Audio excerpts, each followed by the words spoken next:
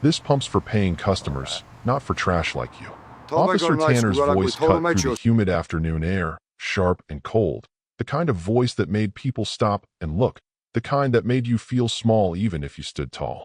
Marcus Kane stood his ground, sweat beading on his brow, the sun burning down on his back, the world suddenly shrinking to the cracked concrete beneath his boots and the sneer on Tanner's face. Tanner's hand was on Marcus's chest, shoving him back against the side of the black SUV, the impact jarring, a warning and a threat all at once. Marcus's heart hammered in his chest, not from fear, but from the familiar, simmering anger that came with being treated like less than a man. Inside the SUV, Tasha's hands gripped the steering wheel so tightly her knuckles were white, her eyes wide and pleading, darting between her husband and the officers.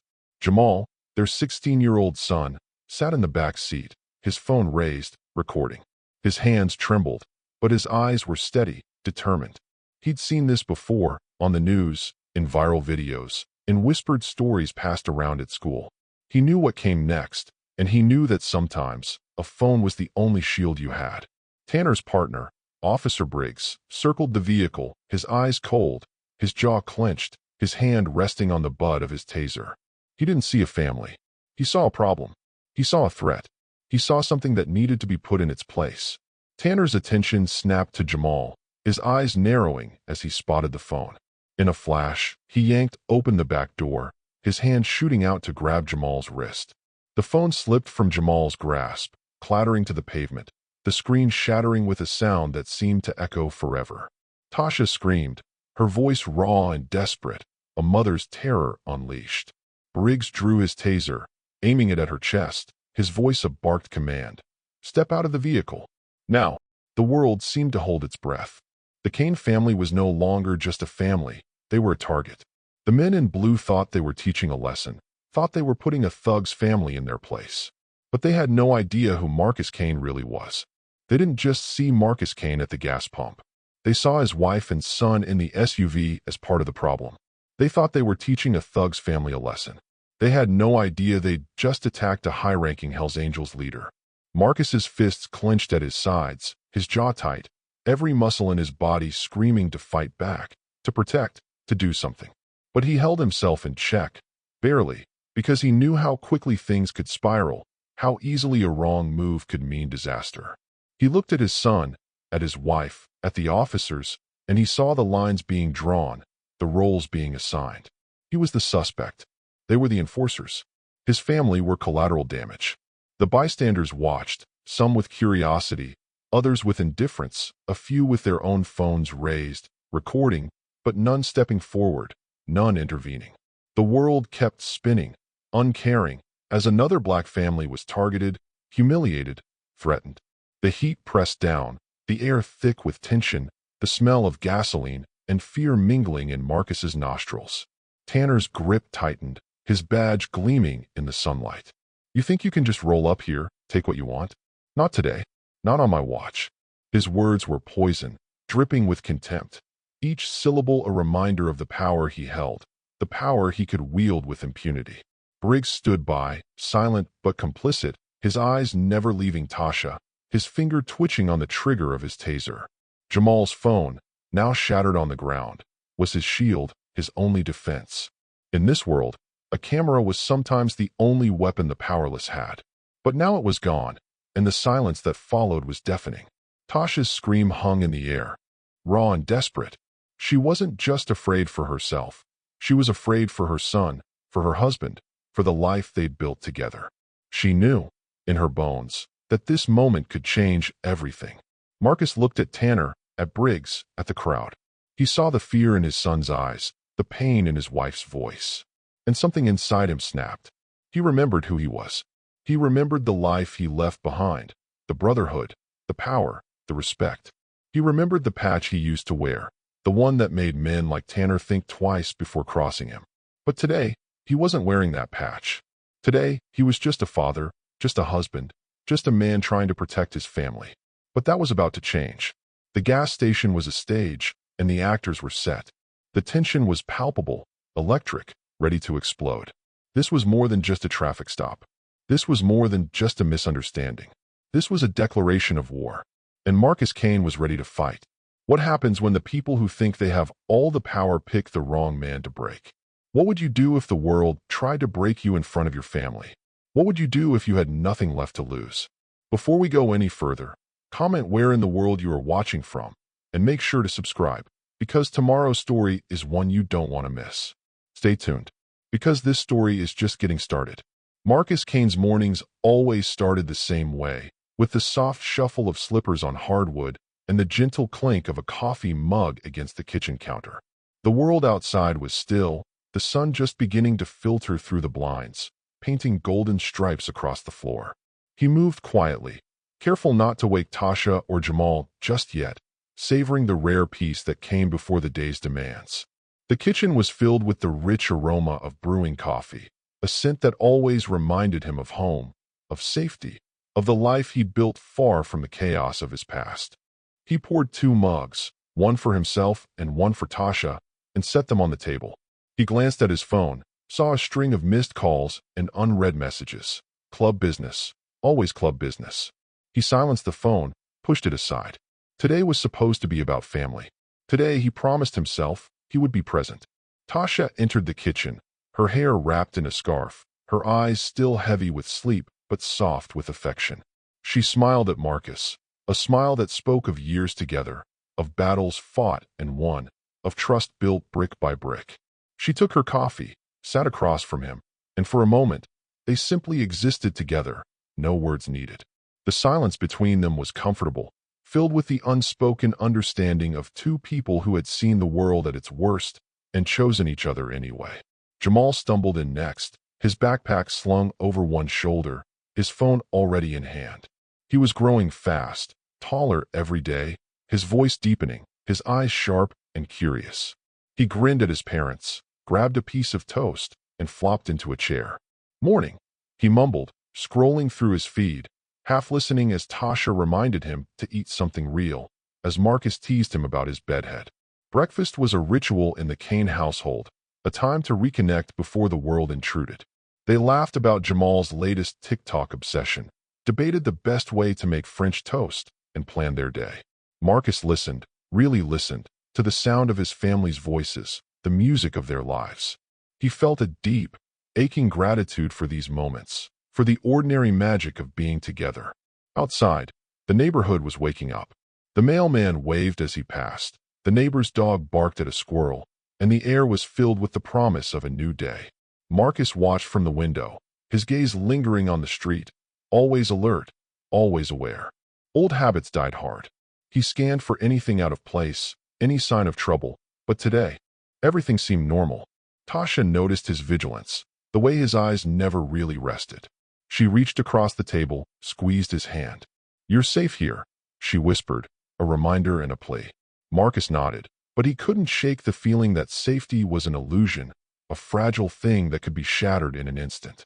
Jamal finished his breakfast, slung his backpack over his shoulder, and announced he was ready to go. Today was supposed to be special, a family trip to the lake, a chance to escape the city, to breathe, to remember what it felt like to be free. Marcus grabbed the keys, checked the locks, and ushered his family out the door. The SUV was packed with snacks, towels, and laughter. Tasha played DJ, queuing up a playlist of old-school R&B and Jamal's favorite rap tracks. The windows were down, the wind whipping through their hair, the city falling away behind them. For a while, it felt like nothing could touch them, like the world was theirs and theirs alone. They stopped for gas on the way out of town, pulling into a station Marcus had used 100 times before. He scanned the lot, noting the other cars, the people coming and going, the 2 police cruisers parked near the entrance. He felt a flicker of unease, a prickle at the back of his neck, but he pushed it aside. This was just a stop, just a moment. Nothing to worry about. Tasha noticed his tension, the way his shoulders stiffened, the way his eyes narrowed. She reached over, squeezed his knee. "It's just a stop, Marcus. We'll be fine." Her voice was steady, but he could hear the worry beneath it, the fear that never really left them. Jamal was oblivious, lost in his music, texting friends, snapping selfies. He was young, invincible, untouched by the weight his parents carried. Marcus envied him that innocence, wished he could protect it forever. As Marcus stepped out of the SUV, he felt the eyes on him. The officers leaning against their cruisers, watching, assessing, judging. He kept his head down, focused on the task at hand. He just wanted to get gas, to get back on the road, to get his family to the lake. But as he slid his card into the pump, he couldn't shake the feeling that something was about to go wrong. The air felt heavier, the silence deeper, the world holding its breath. He glanced back at his family, saw Tasha watching him, saw Jamal's face reflected in the rearview mirror. Sometimes, the world doesn't let you forget who you are, or who it thinks you are. Marcus had spent years trying to outrun his past, to build a new life, to be more than the sum of his scars and his sins. But the past had a way of catching up, of finding you when you least expected it. He took a deep breath, steeled himself, and prepared to face whatever came next. He didn't know it yet, but the storm was already gathering, the first drops of rain already falling. And this time, there would be no shelter, no escape. The gas station was a crossroads, a place where lives intersected for a few fleeting moments before spinning off in different directions. But for Marcus Kane and his family, this was the place where everything would change. The sun was higher now, beating down on the blacktop, making the air shimmer with heat. Marcus stepped out of the SUV, his card in hand, his mind on the lake, on the promise of a day spent laughing with his wife and son. He barely noticed the way the officers straightened as he approached the pump, the way their eyes followed his every move. He slid his card into the reader, punched in his zip code, and reached for the nozzle. That's when he heard the footsteps behind him, heavy and deliberate. He turned, and there was Officer Tanner, his face set in a mask of disdain, his badge glinting in the sunlight. Tanner stepped in close, too close, his presence a wall that Marcus couldn't move around. "I said, this pump's for paying customers, not for trash like you." The words were louder this time, meant for everyone to hear. Heads turned. A woman at the next pump paused, her hand frozen on the handle, her eyes wide. A man in a pickup truck rolled down his window, watching with a mixture of curiosity and caution. Marcus felt the weight of their stares, the way the world seemed to shrink to this one moment, this one confrontation. Marcus kept his voice calm, steady. "I am a paying customer, just trying to get gas for my family." He gestured to the SUV, to Tasha and Jamal, hoping that the sight of his wife and son would remind Tanner that he was a human being, not a threat. But Tanner's eyes never softened. If anything, they grew colder. Tasha rolled down her window, her voice trembling but clear. "We're just getting gas. Please, let's not make this a thing." Her words hung in the air, a plea for reason, for decency. But reason had left the station the moment Tanner decided Marcus was a problem. Tanner stepped even closer, his chest almost touching Marcus's. "You deaf, boy?" I said. "Move."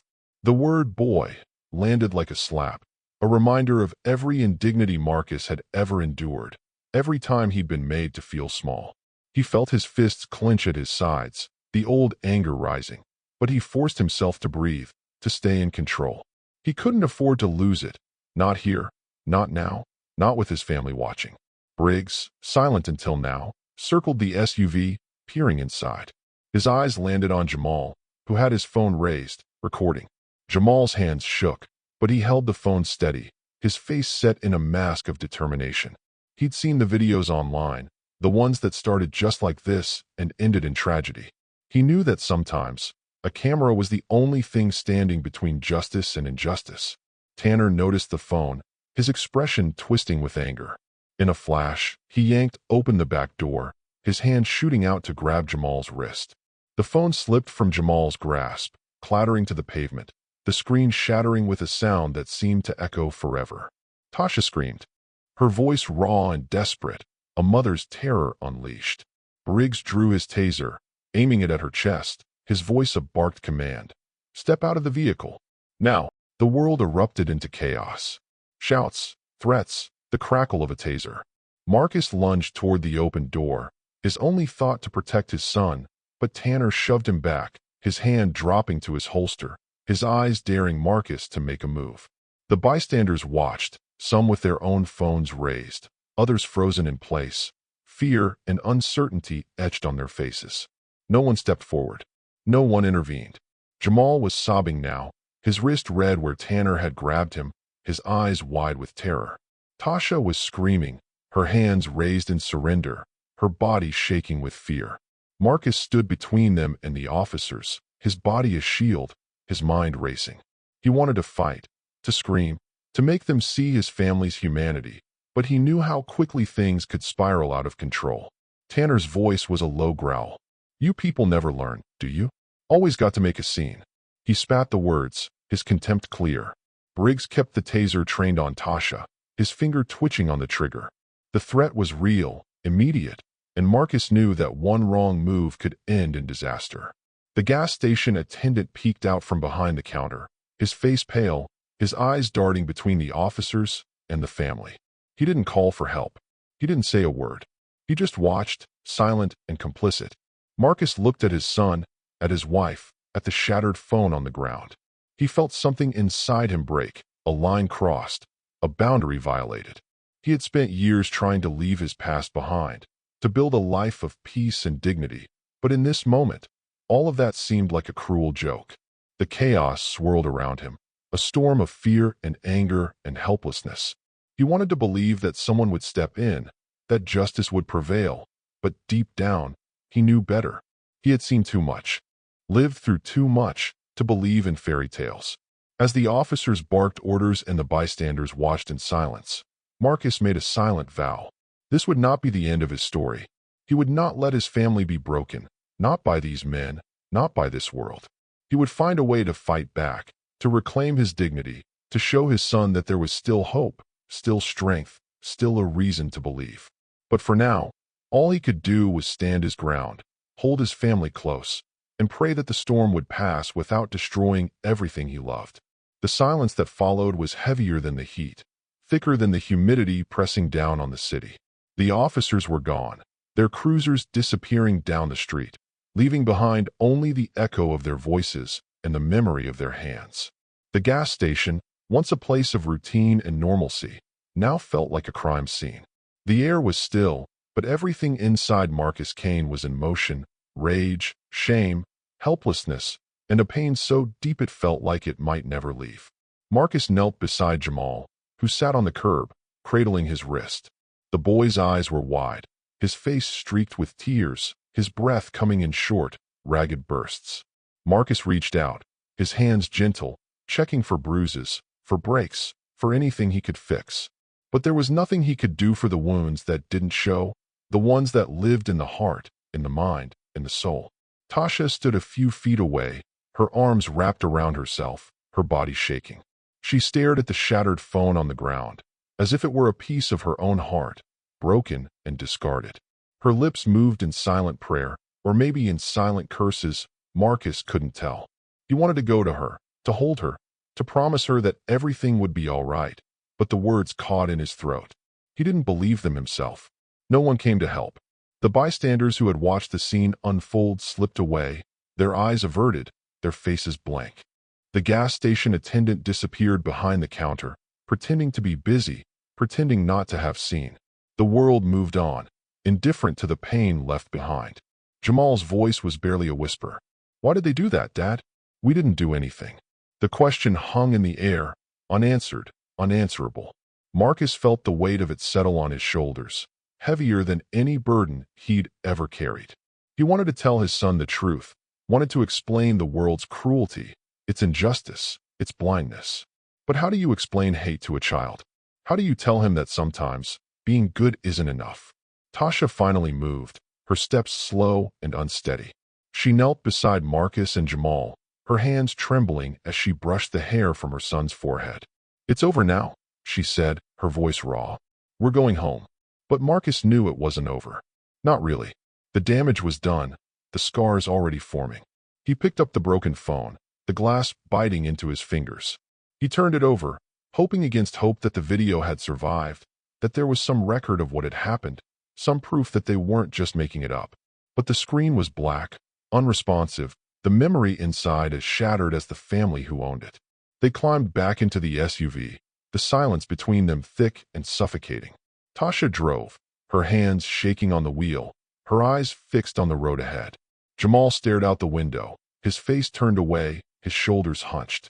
Marcus sat in the passenger seat, his fists clenched in his lap, his mind racing. He replayed the scene over and over, searching for something he could have done differently, some way he could have protected his family. The drive home was a blur, the city passing by in a haze of color and sound. Marcus barely noticed the familiar streets, the houses, the people going about their lives as if nothing had happened. He felt like a ghost, invisible and unheard, his pain unseen by the world around him. When they reached home, Tasha went straight to the bedroom, closing the door behind her. Jamal disappeared into his room, the door clicking shut with a finality that broke Marcus's heart. He stood in the hallway, alone, the weight of the day pressing down on him. He wanted to scream, to punch something, to make the world feel his pain. But all he could do was stand there, silent and still. He wandered into the kitchen, poured himself a glass of water, and stared at his reflection in the window. He saw a man he barely recognized, a man beaten down, worn out, afraid. He saw the lines on his face, the gray in his beard, the sadness in his eyes. He wondered if this was what it meant to be a father, to carry the pain of your family, to bear the weight of their suffering. The hours passed slowly, the house filled with a heavy, oppressive silence. Marcus checked on Jamal, found him curled up on his bed, headphones on, eyes closed. He wanted to say something, to offer comfort, but the words wouldn't come. He checked on Tasha, found her sitting on the edge of the bed, staring at the wall. She didn't look up when he entered, didn't speak. He sat beside her, took her hand, and they sat together in silence, two people bound by love and pain. As night fell, Marcus lay awake, staring at the ceiling. He thought about the officers, about the look in Tanner's eyes, about the way Briggs had pointed the taser at Tasha. He thought about the bystanders, about the silence, about the way the world had turned its back on his family. He wondered if things would ever change, if there was any hope left. He thought about his past, about the life he'd left behind, about the man he used to be. He wondered if that man was gone forever, or if he was still there, waiting to be called upon. He wondered if he could protect his family, if he could keep them safe in a world that saw them as less than human. The questions swirled in his mind, unanswered, unanswerable. He closed his eyes, but sleep wouldn't come. The pain was too deep, the fear too real. In the darkness, Marcus made a silent promise to himself and to his family. He would not let this break them. He would find a way to fight back, to reclaim their dignity, to show his son that there was still hope, still strength, still a reason to believe. But for now, all he could do was hold on and wait for the dawn. The next morning, the world outside Marcus's window looked unchanged, but inside the Kane house, nothing felt the same. The sunlight that crept across the kitchen floor seemed colder, the air heavier, as if the house itself was holding its breath. Marcus sat at the table, his hands wrapped around a mug of coffee gone cold, staring at the swirling patterns in the liquid as if it might reveal some answer, some way forward. He hadn't slept. Every time he closed his eyes, he saw Jamal's face twisted in fear, Tasha's hands shaking, the shattered phone on the pavement. The images looped in his mind, relentless and unforgiving. Tasha moved quietly through the house, her movements careful, her voice soft. She checked on Jamal, who hadn't come out of his room since the night before. She tried to coax him out with promises of pancakes, his favorite, but he only shook his head, his eyes red and distant. Marcus watched her, saw the worry etched into her face, the way her shoulders slumped under the weight of it all. He wanted to reach out, to tell her it would be okay, but the words felt empty, hollow. He didn't know if he believed them himself. He tried to distract himself with chores, with the small rituals of daily life, taking out the trash, sweeping the porch, checking the mail. But everywhere he looked, he saw reminders of what had happened. The dent in the SUV's door where Tanner had shoved him, the faint outline of Jamal's handprint on the back window, the silence that filled the house, thick and suffocating. Tasha spent the morning on the phone, calling the police department, filing a complaint. She spoke in clipped, precise sentences, her voice steady but brittle. Marcus listened from the hallway, heard the polite indifference in the officer's voice on the other end. "We'll look into it, ma'am. Thank you for your call." The words were a script, rehearsed and meaningless. Tasha hung up, her hands shaking, her eyes shining with unshed tears. Marcus called a lawyer, explained what had happened, his voice low and controlled. The lawyer listened, then sighed. "It's your word against theirs, Mr. Kane. Unless you have video, it's going to be tough." Marcus thanked him, hung up, and stared at the phone in his hand. The broken phone, the one that might have held the only proof, sat on the kitchen counter, its screen dark and lifeless. He tried to talk to Jamal, to draw him out, but the boy only shook his head, retreating further into himself. Marcus sat on the edge of the bed, searching for the right words.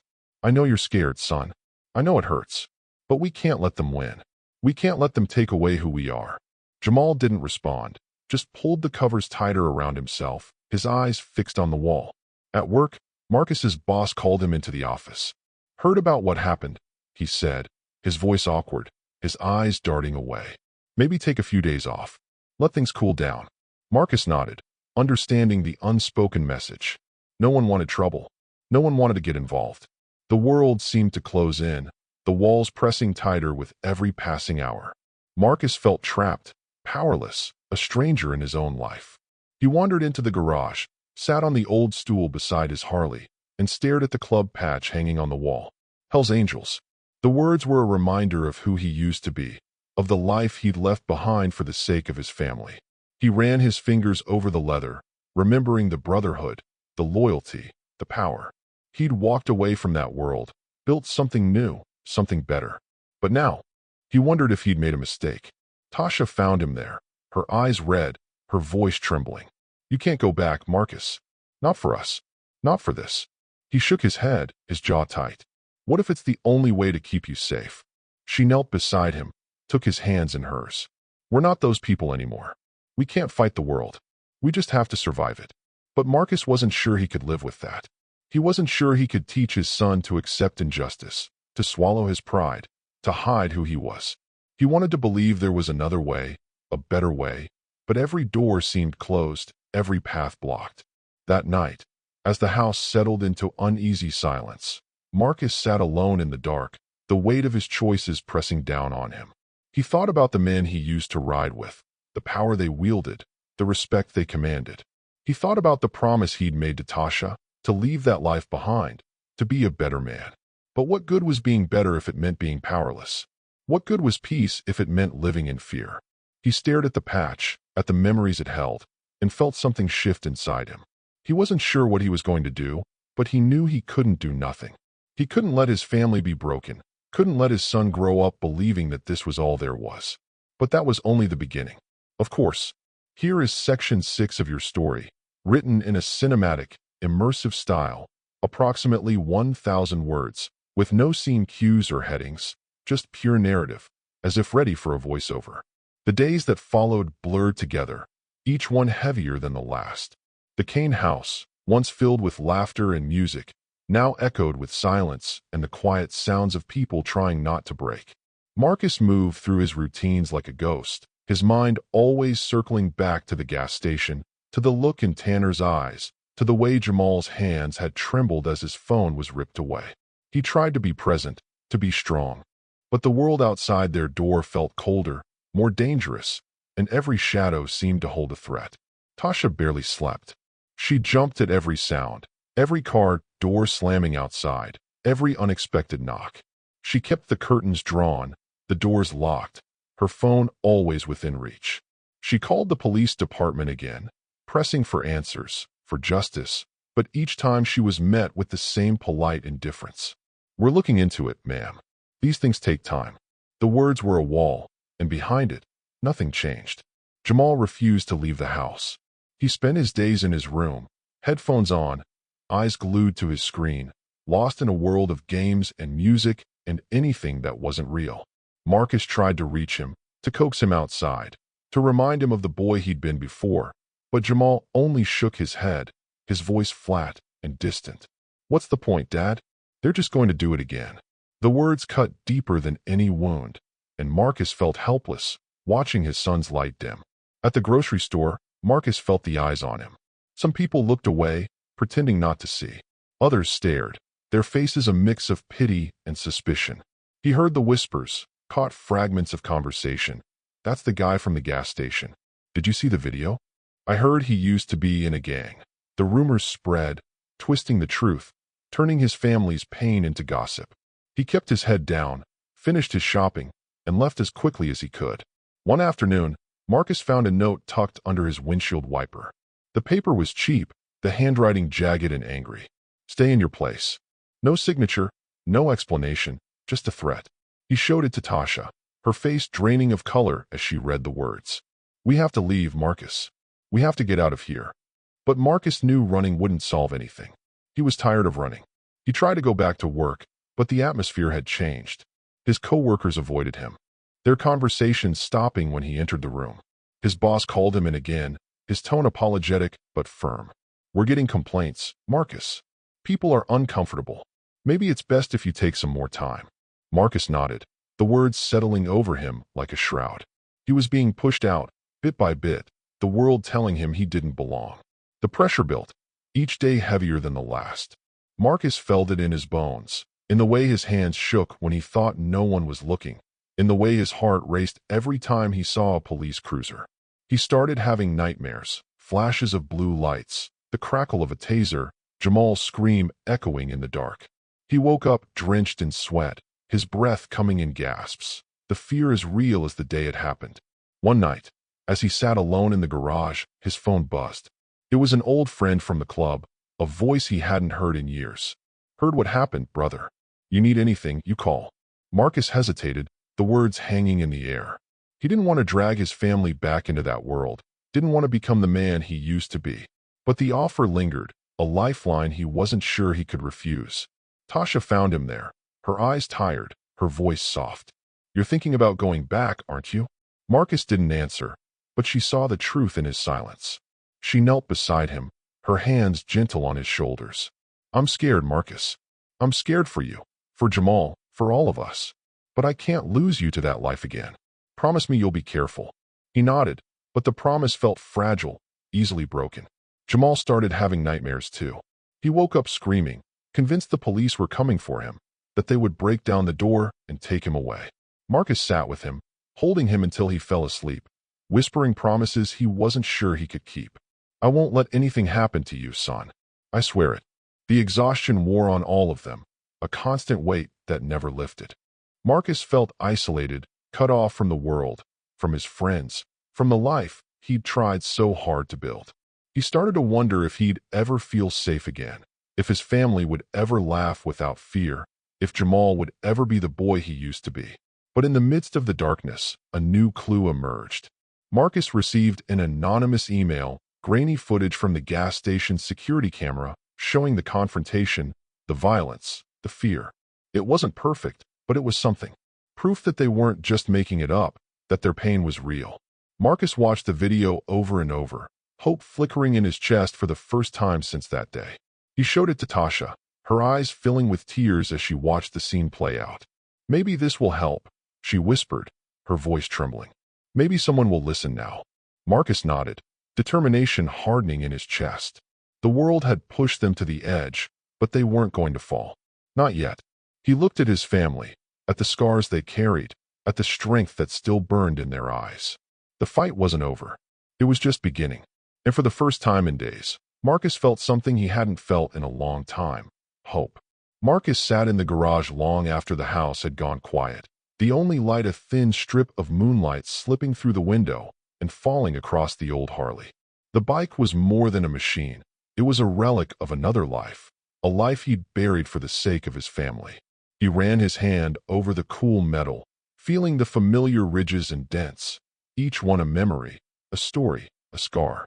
The Hells Angels patch hung on the wall above the workbench, faded but unmistakable, a symbol of power and brotherhood and a warning to anyone who thought to cross him.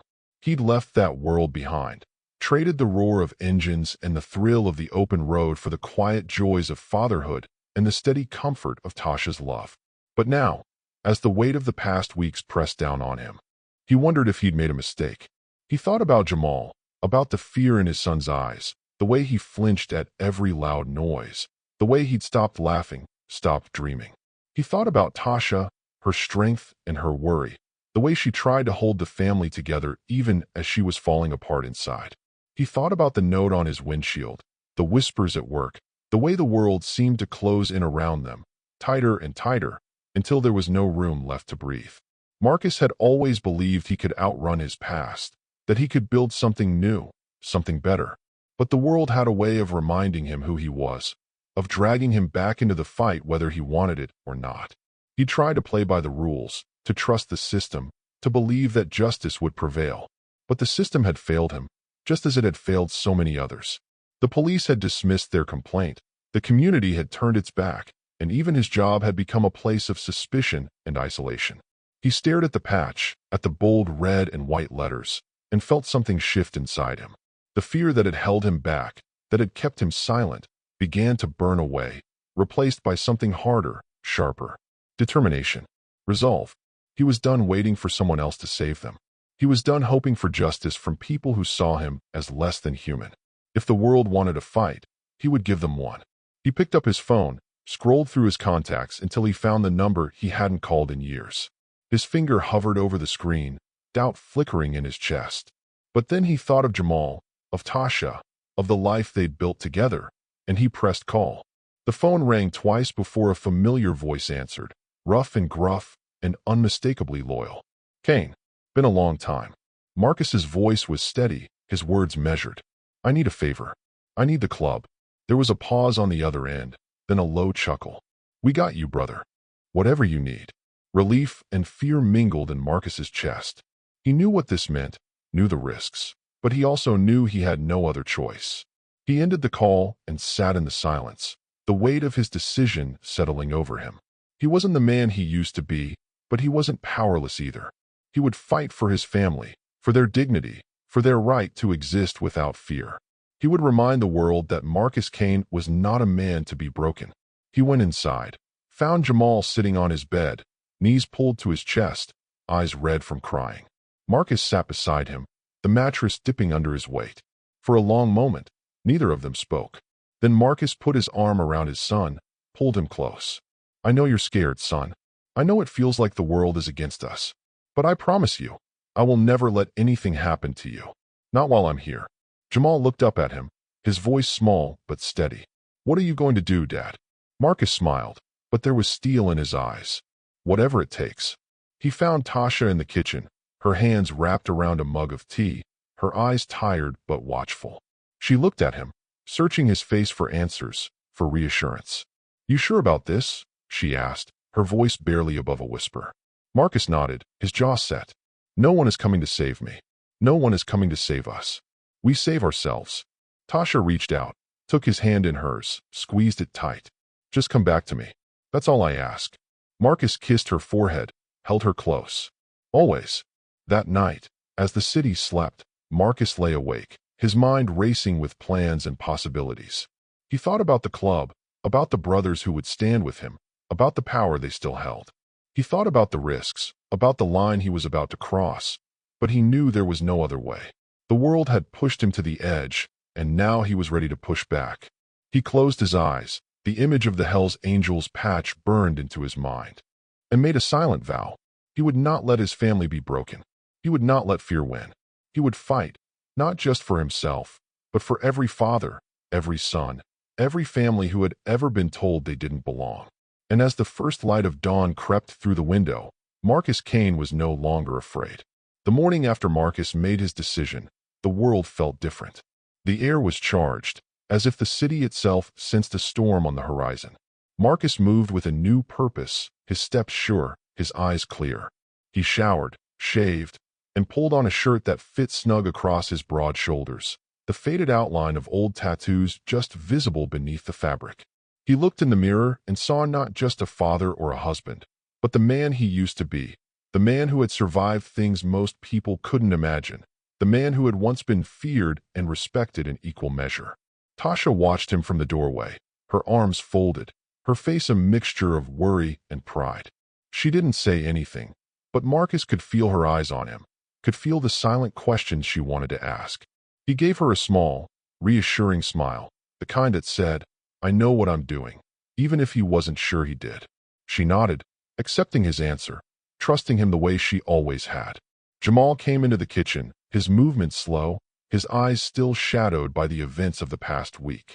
He looked at his father, then at his mother, and seemed to sense that something had shifted. He didn't ask questions, just sat at the table and picked at his breakfast, the silence between them heavy but not uncomfortable. Marcus ruffled his son's hair as he passed, a small gesture of comfort, a promise that things would be different now.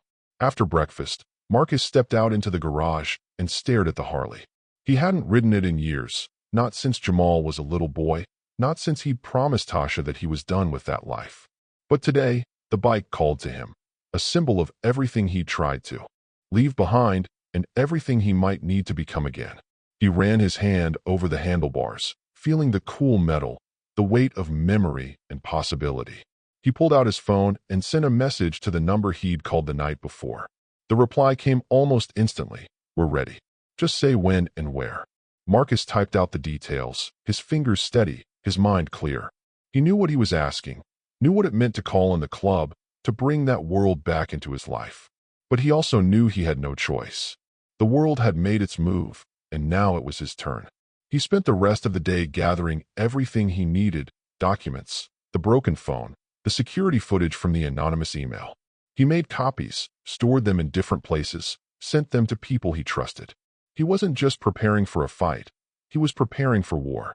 He called the lawyer again, this time with evidence in hand, and heard the shift in the man's voice as he realized Marcus wasn't just another victim.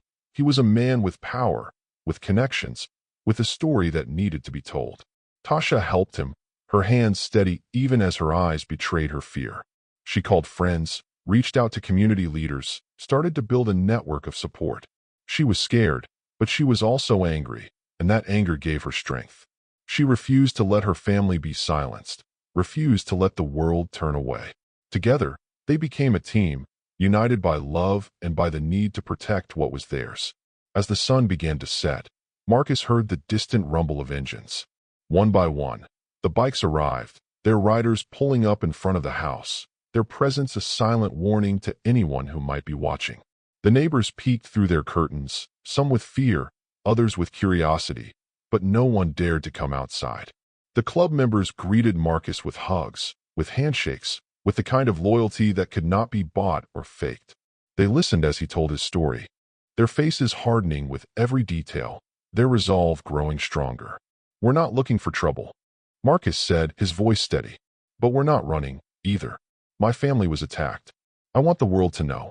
I want justice." The men nodded, their eyes shining with the promise of retribution, of protection, of brotherhood. They spent the evening making plans, mapping out every move, every possible outcome. They talked about the media, about lawyers, about the police. They talked about safety, about strategy, about what it would take to make the world listen. Marcus felt the old fire burning in his chest, the sense of purpose he'd missed for so long. He wasn't alone anymore. He had an army at his back. Inside the house, Tasha and Jamal watched from the window, their faces pressed to the glass. For the first time in days, Jamal smiled, a small, tentative smile, but a smile nonetheless. He saw his father not as a victim, but as a warrior, as a man who would do anything to protect his family. Tasha wrapped her arms around her son, holding him close, her heart pounding with fear and hope in equal measure. As night fell, the house was surrounded by the low, steady hum of engines, a wall of sound and strength.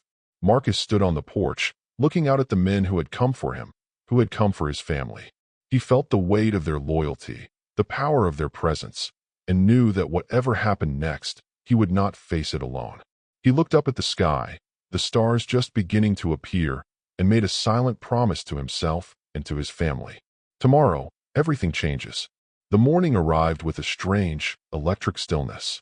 Marcus woke before dawn, the house quiet except for the soft breathing of his family and the distant, reassuring rumble of motorcycles parked along the curb.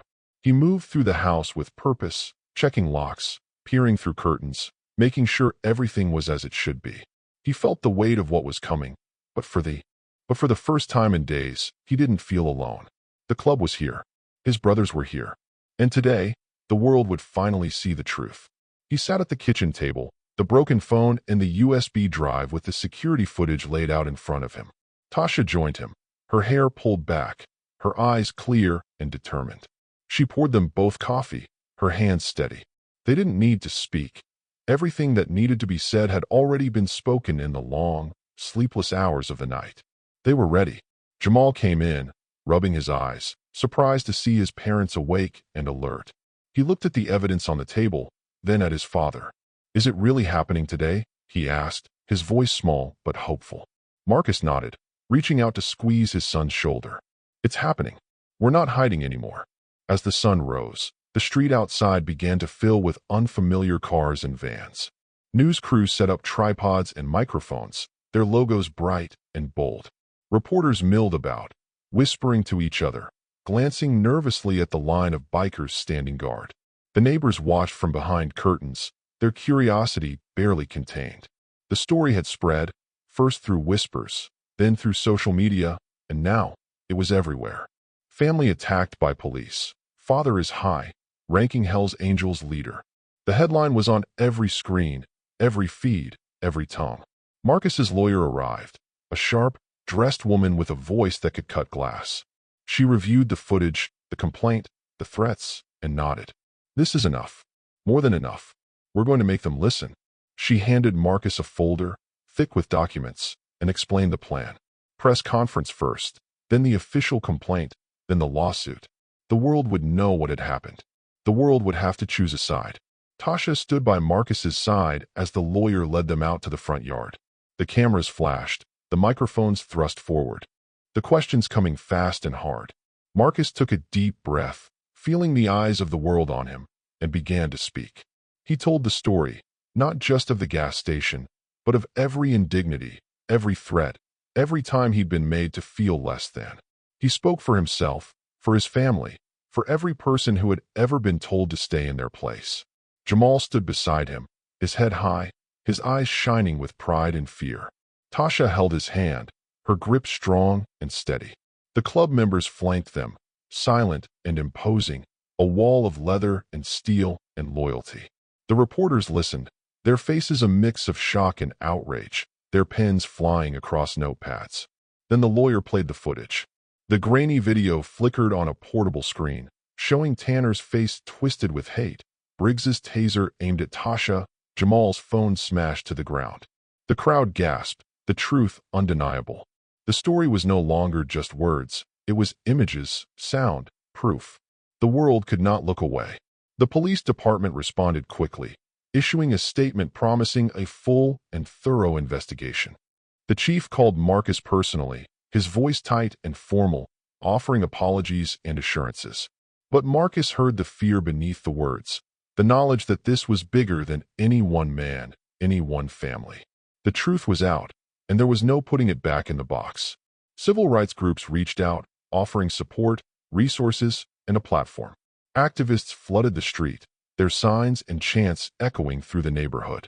The story trended online, hashtags multiplying, voices rising in solidarity.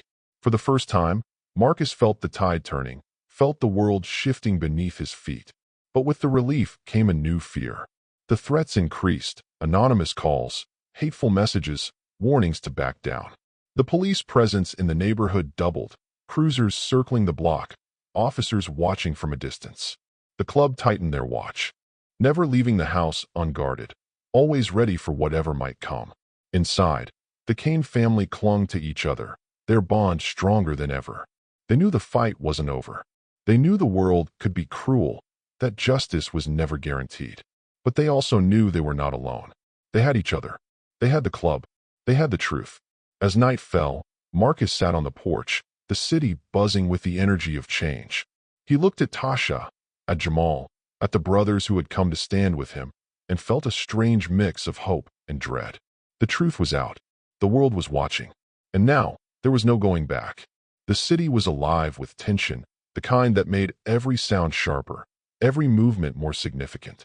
Marcus felt it in his bones as he stood at the edge of the crowd gathered outside City Hall.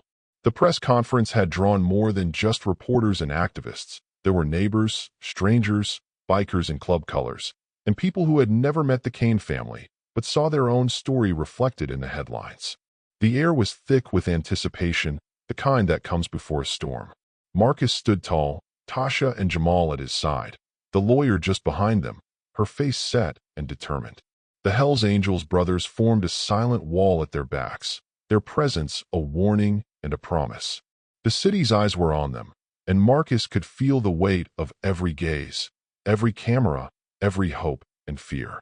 The mayor arrived, flanked by aides and police officials, his face carefully neutral. The police chief followed, his uniform crisp, his expression unreadable. Officer Tanner and Officer Briggs were nowhere to be seen, but their absence was as loud as a siren. The crowd pressed closer, the tension building with every passing second. The lawyer stepped forward first, her voice ringing out clear and strong. She laid out the facts, the evidence, the footage. She spoke of rights violated, of families terrorized, of a system that had failed the people it was meant to protect.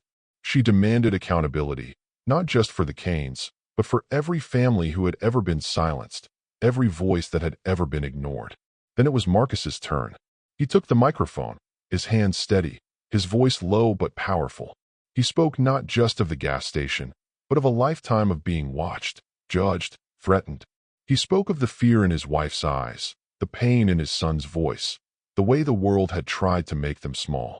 He spoke of the brotherhood that had come to stand with him, of the power of community, of the strength that comes from refusing to be broken. He paused, looking out at the crowd, at the faces turned toward him, some angry, some hopeful, all waiting. He spoke directly to the mayor, to the police chief, to the city itself. We are not your enemy. We are your neighbors, your friends, your family. We are not asking for special treatment. We are demanding justice. We are demanding respect. We are demanding to be seen. The crowd erupted in applause, cheers and shouts echoing off the stone walls of City Hall. The mayor stepped forward, his voice measured, promising reforms, investigations, change. The police chief followed, his words careful, his tone apologetic.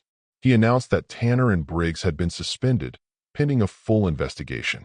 He promised transparency, accountability, a new era for the city.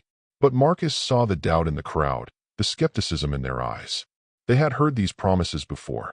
They had seen change dangled like a carrot, only to be snatched away when the cameras were gone. He knew the fight was not over. He knew the real work was just beginning. As the press conference ended, the crowd surged forward, reporters shouting questions, activists chanting slogans, neighbors reaching out to shake Marcus's hand, to thank him, to share their own stories. Tasha wept openly, her tears a mix of relief and exhaustion. Jamal clung to his father, his face buried in Marcus's side, his body shaking with silent sobs. The Hells Angels brothers closed ranks around the family, their presence both comforting and intimidating. They had come not for violence, but for solidarity, for justice, for the promise that no one would stand alone. Their loyalty was a shield, their silence a statement. As the sun began to set, painting the city in gold and crimson, Marcus felt the weight of the day settle over him. He was exhausted, drained, but also strangely at peace. He had spoken his truth. He had stood his ground. He had refused to be broken. But as the crowd dispersed, as the cameras were packed away, as the city returned to its routines, Marcus knew that the hardest part was still to come. The investigation would drag on. The threats would continue. The scars would remain. He stood on the steps of City Hall, his family at his side, his brothers at his back, and looked out at the city that had tried to break him. He saw the hope in the eyes of the people, the determination in their voices, the possibility of something better. He saw the pain, the anger, the fear.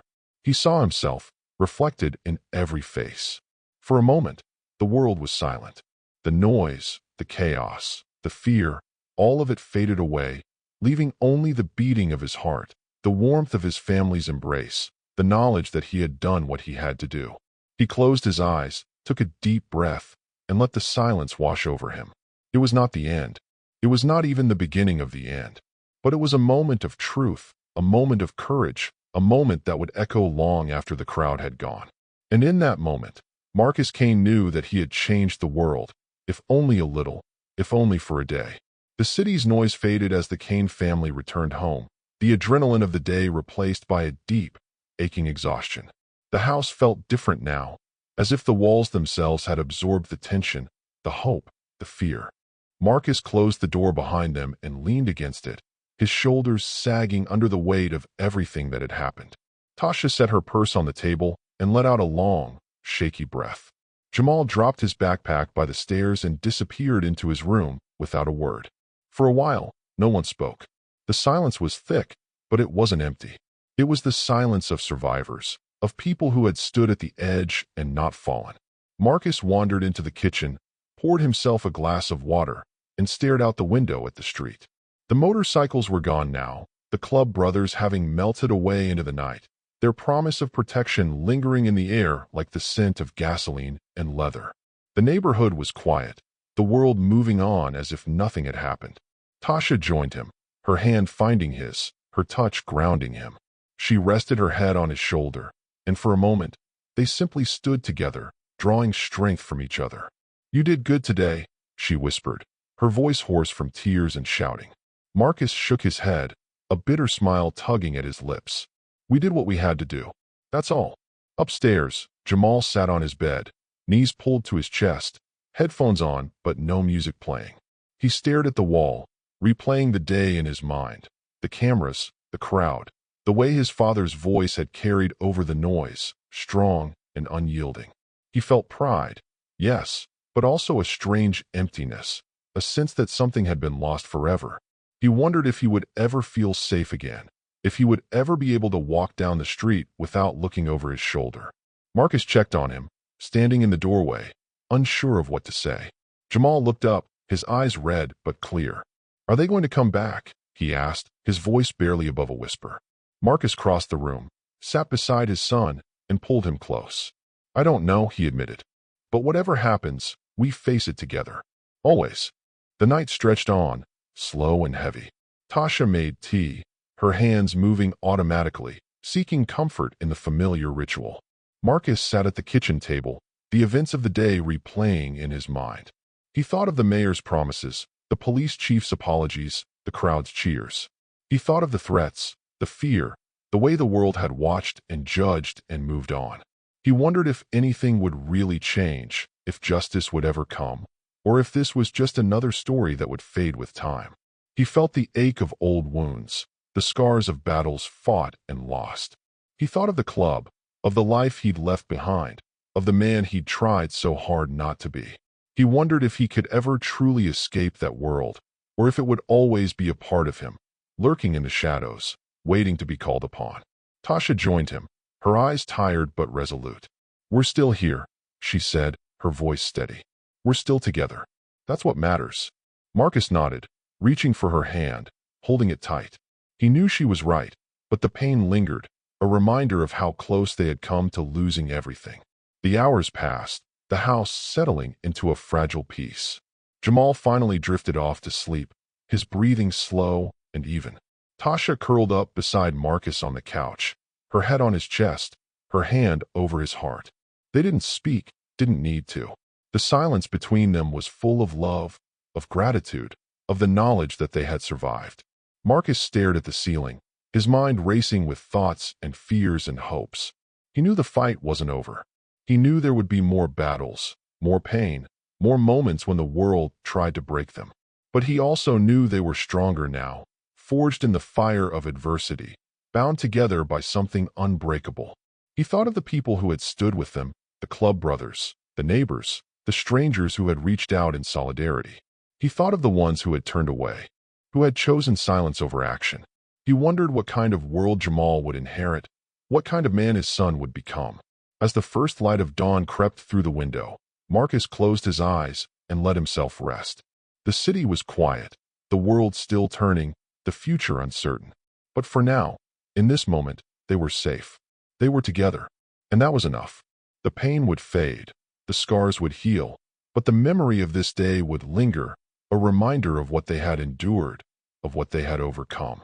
Marcus knew there would be more challenges ahead, more moments of doubt and fear.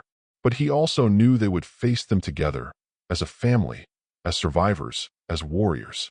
And in the quiet of the early morning, as the city began to wake, Marcus Kane allowed himself a moment of peace, a moment of hope, a moment to believe that maybe, just maybe, things could get better. The days that followed moved slowly, as if the world itself was holding its breath, waiting to see what would come next. The Kane family settled into a new rhythm, one shaped by the events that had shaken their lives but not destroyed them. The house was quieter, but the silence was no longer heavy with fear.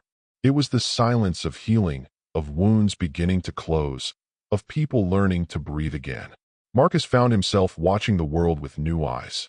He noticed the way neighbors looked at him, some with respect, some with uncertainty, a few with lingering suspicion. He noticed the way Jamal walked a little taller, the way Tasha's laughter returned, soft at first, then stronger, more certain. The pain was still there, but it was no longer the only thing they felt. There was pride, too, and a sense of accomplishment that came from surviving something meant to break them. The police department issued a public apology, the chief's words broadcast on the evening news. "We failed the Kane family. We failed our community. We are committed to change." Tanner and Briggs were fired, their names stripped from the roster, their faces absent from the force.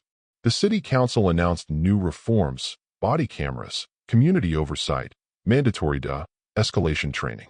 It was not enough to erase the past, but it was a start, a signal that the world had heard the Kane story and could not ignore it. Marcus returned to work, his presence met with a new kind of respect. Some co-workers offered quiet words of support, others simply nodded, but the air was different. He was no longer invisible, no longer just another face in the crowd. He was a man who had stood up, who had refused to be broken, who had forced the world to see him. Jamal started going outside again, first just to the porch, then to the park, then to school. He joined a student group focused on social justice, sharing his story, listening to others, finding strength in community.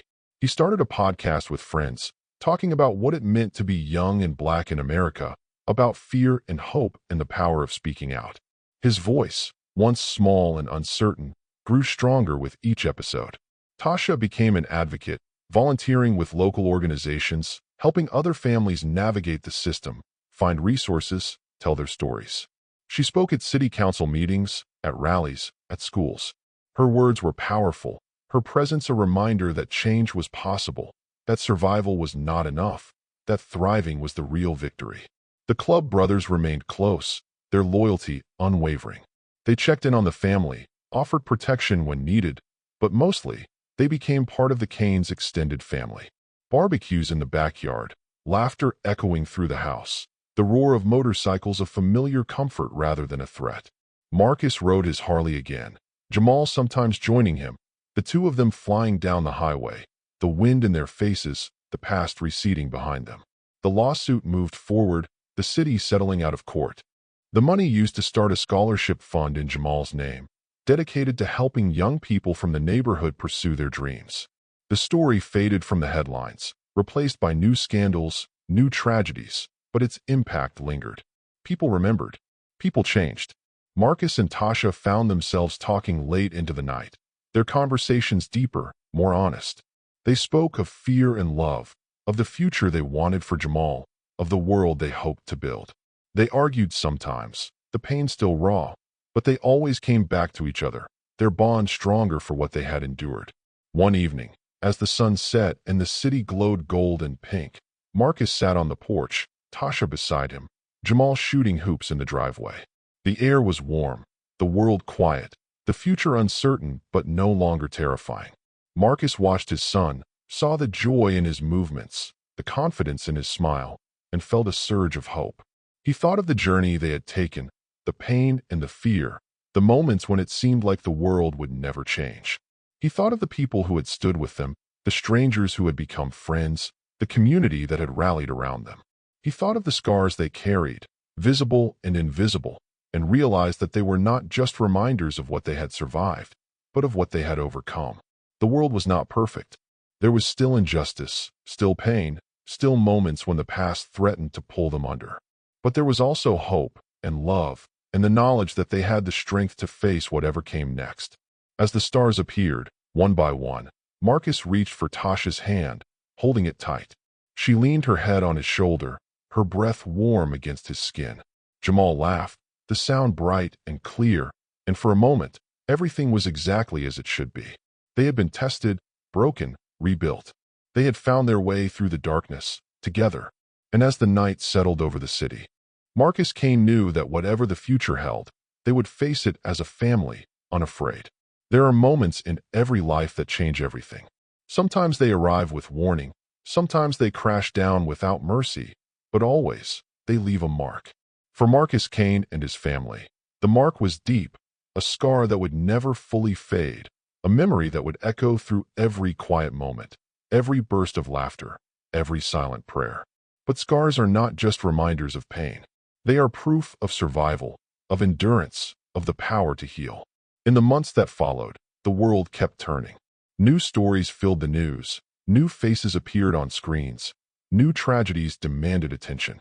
But for those who had watched, who had listened, who had cared, the story of the Kane family lingered. It became a lesson, a warning, a call to action. It became a reminder that justice is not given, but fought for. That dignity is not granted, but claimed. Marcus found himself changed in ways he hadn't expected. He was still a father, still a husband, still a man with a past and a future. But he was also something more, a symbol, a voice, a leader. People stopped him on the street, thanked him for his courage, asked for advice, shared their own stories. He listened, sometimes offering words, sometimes just a hand on a shoulder, a nod, a look that said, "I understand. You are not alone." Jamal grew into his voice, his confidence blooming with every step he took into the world. He spoke at schools, at rallies, on his podcast, his words reaching farther than he ever imagined. To believe in the possibility of change. She helped families navigate the system, sat with mothers in waiting rooms, stood beside fathers in courtrooms. She became a beacon, a light in the darkness, a reminder that survival is not enough, that thriving is the real victory. The scholarship fund in Jamal's name grew, fueled by donations from people who had been moved by their story. Young people from the neighborhood went to college, started businesses, chased dreams that once seemed out of reach. The Kanes attended every graduation, every opening, every celebration, their presence a promise that no one would be left behind. Marcus rode his Harley again, sometimes alone, sometimes with Jamal on the back, the wind in their faces, the city spread out before them. He felt the old power, the old freedom, but it was different now. It was not about escape, but about return, about coming home to himself, to his family, to the life he had built from the ashes of the past. He thought often about the night at the gas station, about the fear and the rage, about the moment when everything could have been lost. He thought about the choice he had made, to stand, to fight, to refuse to be broken. He thought about the people who had stood with him, the brothers who had answered his call, the strangers who had become friends. He thought about the world, still imperfect, still dangerous, but also full of possibility. He learned that courage is not the absence of fear, but the decision to act in spite of it. That strength is not measured by how much you can endure, but by how much you can protect. That love is not a shield against pain, but a reason to keep going when the world tries to break you. He learned that family is not just blood, but the people who stand with you when the world turns its back. That justice is not a gift, but a battle. That hope is not a dream, but a choice. And in the quiet moments, when the city was still and the stars shone bright above, Marcus Kane would sit on his porch, Tasha by his side, Jamal's laughter drifting through the open window, and he would remember. He would remember the pain, the fear, the fight. But most of all, he would remember the love that had carried them through, that had bound them together, that had made them unbreakable. He would remember that no matter how hard the world tried to silence them, to erase them, to make them small, they had refused. They had stood. They had spoken. They had survived. And that, in the end, was the lesson he wanted the world to remember. You don't get to choose how the world sees you, but you do get to choose how you see yourself. You do get to choose how you fight back. You do get to choose who you become. Sometimes, the only way to survive is to remind the world you're not afraid. And that is a lesson no one will ever forget.